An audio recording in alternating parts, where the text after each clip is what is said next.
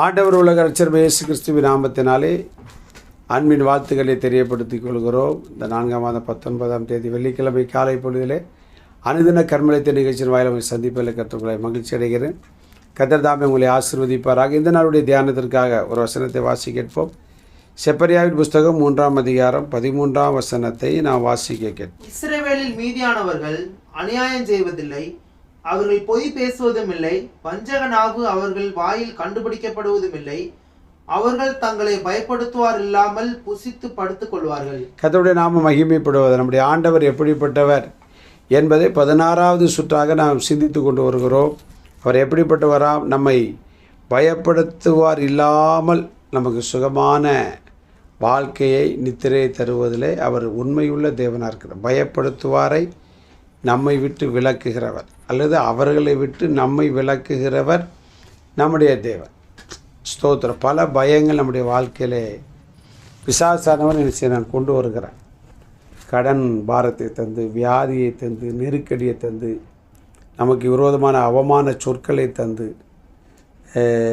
குடும்பத்தாரை நம்மை விட்டு பிரித்து, பிள்ளைகளை பிரித்து, கணவனை விட்டு மனைவி பிரிக்கிற, மனைவி விட்டு கணவனை, இப்படி எத்தனையோ விதத்திலே பிசாசனவன் நமக்குள்ளாக ஒரு பயத்தை கொடுத்து கொண்டிருக்கிறான். வேலை நிலைக்குமா நிலைக்காதா, பரீட்சை எழுதிட்டு பாஸ் பண்ணுவானா பாஸ் பண்ண மாட்டானா, அதை பரீட்சை நல்லா எழுதுவானா எழுத மாட்டானா, இந்த காலேஜில் எனக்கு சீட்டு கிடைக்குமா கிடைக்காது, இப்படி பல பயங்கள் நம்முடைய வாழ்க்கையிலே இயற்கையாகவும் தோன்றுவதுண்டு. பிசாசானவனும் நம்மை பல விதத்திலே சமாதானத்தை கெடுத்து பயத்தை உண்டு பண்ணுகிறதை பார்க்க. எதுவாக இருந்தாலும் சரி, கர்த்தரை நான் நம்பும் பொழுது, அவர் மீது நம்முடைய முழு நம்பிக்கை வைக்கும்போது பயத்தை நம்மை விட்டு மாற்றுகிறது. எந்த கிரியையினால் நம்முடைய வாழ்க்கையில் பயம் வந்தாலும் சரி, இஸ்ரவேல் ஜனங்களுடைய வாழ்க்கையை நம்ம பார்க்கும்போது பார்த்திங்கன்னா, அணுதினமும் ஏறக்குறைய 400 ஆண்டுகள் அணுதினமும் பயம் பயம் பயம்.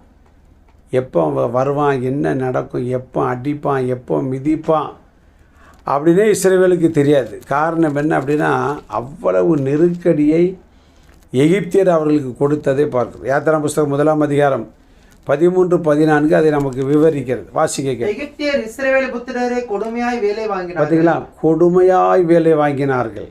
சாந்தும் செங்கலுமாகி இவைகளை செய்யும் வேலையினாலும் வயலில் செய்யும் சகலவித வேலையினாலும் அவர்கள் ஜீவனையும் கசப்பாக்கினார்கள். செத்துடலாம் அப்படின்னு நினைக்கக்கூடிய அளவிற்கு இஸ்ரவேல் ஜனங்களுடைய வாழ்க்கையை சத்துருவானவன் கொடுமைப்படுத்தினான்.